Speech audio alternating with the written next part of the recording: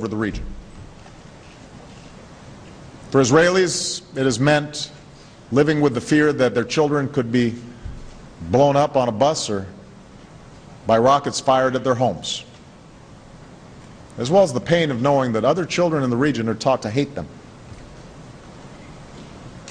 For Palestinians, it has meant suffering the humiliation of occupation and never living in a nation of their own.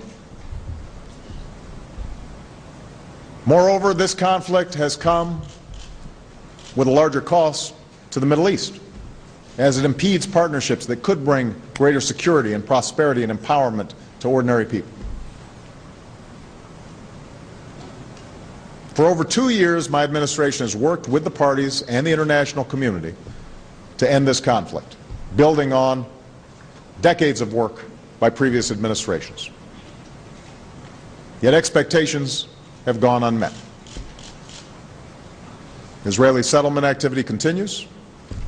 Palestinians have walked away from talks. The world looks at a conflict that has grinded on and on and on and sees nothing but stalemate. Indeed, there are those who argue that with all the change and uncertainty in the region, it is simply not possible to move forward now. I disagree.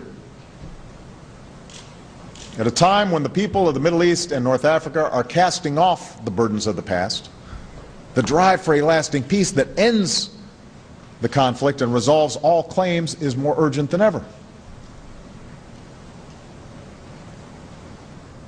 That's certainly true for the two parties involved. For the Palestinians, efforts to delegitimize Israel will end in failure. Symbolic actions to isolate Israel at the United Nations in September won't create an independent state. Palestinian leaders will not achieve peace or prosperity if Hamas insists on a path of terror and rejection. And Palestinians will never realize their independence by denying the right of Israel to exist. As for Israel, our friendship is rooted deeply in a shared history and shared values. Our commitment to Israel's security is unshakable, and we will stand against attempts to single it out for criticism in international forums. But precisely because of our friendship, it's important that we tell the truth. The status quo is unsustainable, and Israel too must act boldly to advance a lasting peace. The fact is, a growing number of Palestinians live west of the Jordan River. Technology will make it harder for Israel to defend itself. A region undergoing profound change will lead to populism in which millions of people, not just one or two leaders, must believe peace is possible. The international community is tired of an endless process that never produces an outcome. The dream of a Jewish and democratic state cannot be fulfilled with permanent occupation.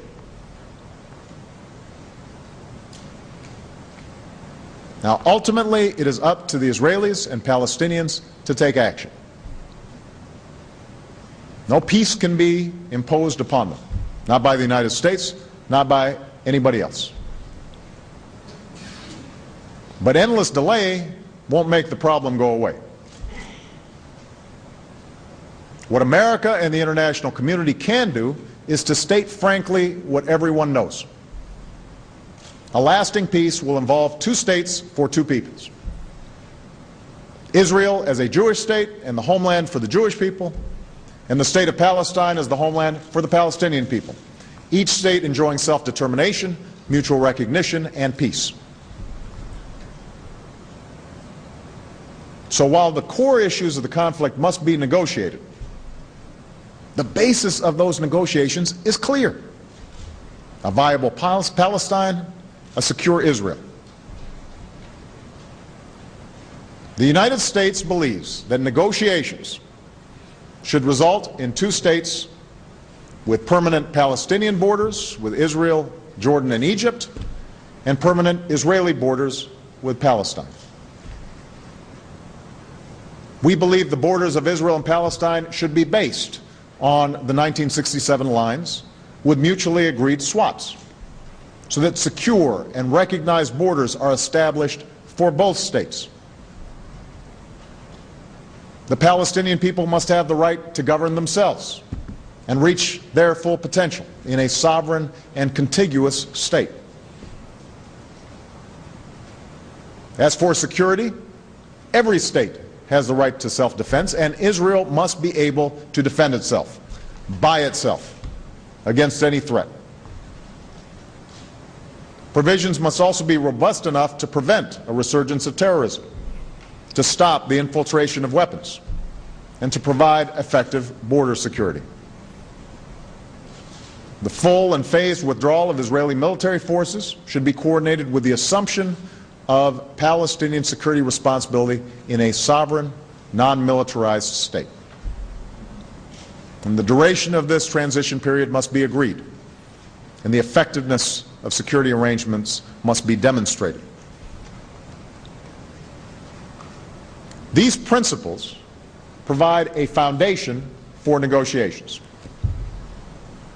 Palestinians should know the territorial outlines of their state. Israelis should know that their basic security concerns will be met. I am aware that these steps alone will not resolve the conflict, because two wrenching and emotional issues will remain: the future of Jerusalem and the fate of Palestinian refugees. But moving forward now, on the basis of territory and security, provides a foundation to resolve those two issues in a way that is just and fair, and that respects the rights and aspirations of both Israelis and Palestinians.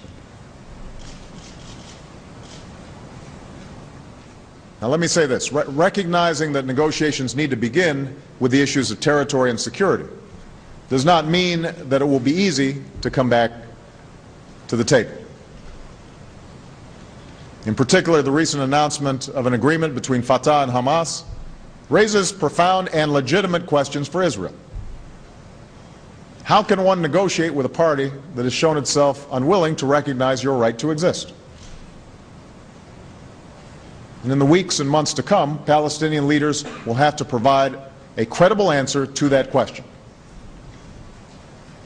Meanwhile, the United States, our quartet partners, and the Arab states will need to continue every effort to get beyond the current impasse.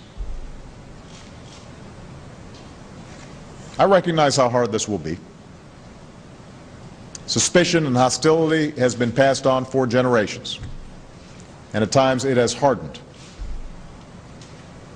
But I'm convinced that the majority of Israelis and Palestinians would rather look to the future than be trapped in the past. We see that spirit in the Israeli father whose son was killed by Hamas, who helped start an organization that brought together Israelis and Palestinians who had lost loved ones. That father said, "I gradually realized that the only hope for progress was to recognize the face of the conflict."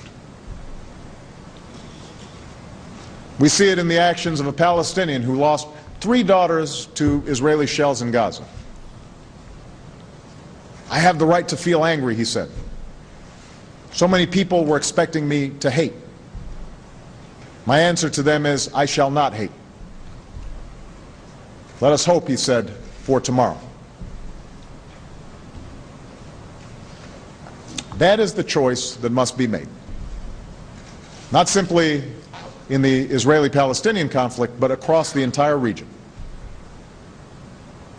A choice between hate and hope, between the shackles of the past and the promise of the future. It's a choice that must be made by leaders and by the people. And it's a choice that will define the future of a region that served as the cradle of civilization and a crucible of strife. For all the challenges that lie ahead, we see many reasons to be hopeful. In Egypt, we see it in the efforts of young people who led protests. In Syria, we see it in the courage of those who braved bullets while chanting, "Peaceful, peaceful." In Benghazi, a city threatened with destruction, we see it in the courthouse square where people gather to celebrate the freedoms that they had never known. Across the region, those rights that we take for granted are being claimed with joy by those who are prying loose the grip of an iron fist. For the American people, the scenes of upheaval in the region may be unsettling, but the forces driving it are not unfamiliar.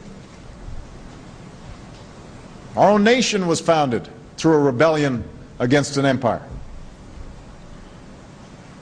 Our people fought a painful civil war that extended freedom and dignity to those who were enslaved. And I would not be standing here today unless past generations turned to the moral force of nonviolence as a way to perfect our union.